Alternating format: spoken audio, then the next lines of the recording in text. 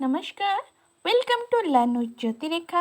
आज आमे माने ए वीडियो रे दिवाली विषय रे जानिबा। चलंतु जानिबा आलोकर पर्व दीपावली। यह कार्तिक मास कृष्ण पक्ष अमावास्या तिथि रे पालन करा जाए।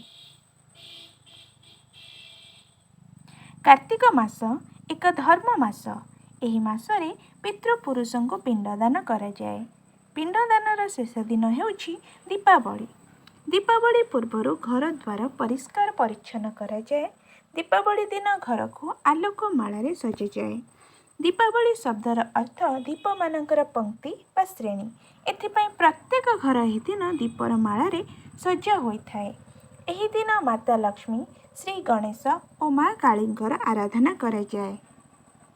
केतेक स्थान रे दीपावली को 5 दिन पालन करा जाए। यह धनतेरस आरंभ होई परे नरक चतुर्दशी, लक्ष्मी बा काली पूजा, गोवर्धन पूजा, शेष रे भाई दूज बा जम भातृ द्वितीय समाप्त होइथाए।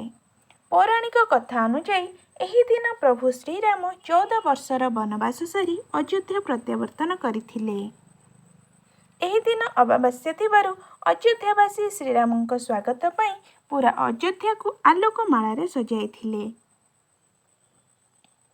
ଏହା केवल हिंदू मानकर पर्व नुहे, अन्यान्य धर्मर लोक मध्य एही दिन को आनंद उल्लासर सह पालन करिथांती।